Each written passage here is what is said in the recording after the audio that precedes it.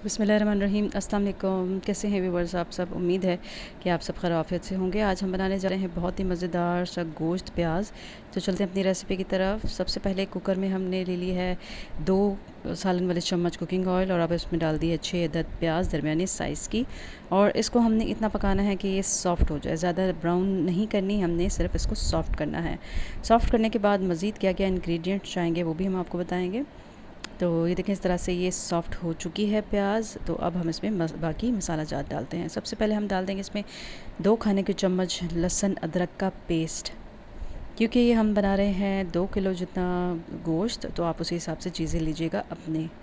तो अब हम डालेंगे इसमें साबित गरम मसाला, साबित लाल मिर्च हमने ले ली है 8 से 10, हाफ़ टी स्पून हमने ज़ीरा ले लिया है, 3 से 4 हमने दालचीनी ले ली है, 1 तेज़पत्ता ले लिया है, 1 बड़ी इलायची ले ली है, 1 टीस्पून जो है हमने काली साबित मिर्च ली है और 3 से 4 अदद लौंग ली है। और अब हम इसको इसमें भुनेंगे अच्छे से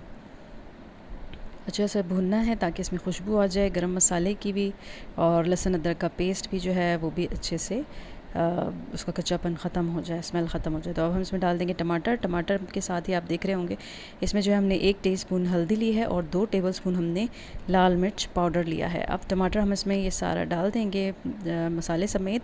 तो अब हमने टमाटर को सॉफ़्ट होने तक पकाना है। टमाटर जब अच्छे से सॉफ़्ट हो जाएंगे तब हम इसमें गोश्त ऐड करेंगे, ठीक है। टमाटर को सॉफ़्ट होने तक हम पकाएंगे, यानी सारी चीज़ों को हमने ज़्यादा नहीं पकाना, सॉफ़्ट होने तक ही पकाना है।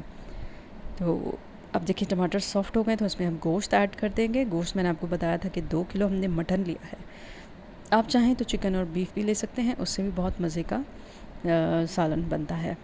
तो देखिए गोश्त को हमने इतना भूनना है कि इसका भी कच्चापन ख़त्म हो जाए। अब हम इसमें गलाने के लिए इसमें जो ऐड करेंगे, सबसे पहले तो हम नमक ऐड करेंगे। नमक जो है इसमें हमने 1 टीस्पून तक ले लिया था। आप चाहें तो अपने हिसाब से कम या ज़्यादा कर सकते हैं, ठीक है। तो थोड़ा सा हमने और ऐड किया है वरना 1 टेबलस्पून तक हो गया है, ठीक है। तो अब हमने इसको अच्छे से भूनना है, अच्छा सा भून के ये देखें इस तरह से इसको भूनना है। और अब इसमें डाल देंगे हम 1 गिलास पानी डालकर हम इसको 25 से 30 मिनट तक के लिए गलने तक के लिए रखेंगे। कुकर में हम कर रहे हैं, आप देगची भी करेंगे तो उसी हिसाब से अपना टाइम देख लीजिएगा, पानी भी उसी हिसाब से रखिएगा। कुकर में आपको पता है जल्दी गल जाता है देगची की निस्बत। तो अब जो है जो देखिए इस तरह से कुकर हमने खोला है, तो अब इस गोश्त जो है गल चुका है। अब मसाले को हम अच्छे से भुनेंगे। तो मसाला हमने अच्छे से भुना है और इस दौरान जो है हमने इसमें हरी मिर्चें काट के डाल देनी है। हरी मिर्चें हम 5 से 6 अदद ले लेंगे और फिर इसको भूनेंगे। जैसे ही तेल ऊपर आएगा तो हमारा सालन बिल्कुल रेडी हो जाएगा। तो ये देखिए हमारा सालन बिल्कुल रेडी है, तेल ऊपर आ गया है। तो अब हम इसको डिश आउट करके आपको दिखाते हैं।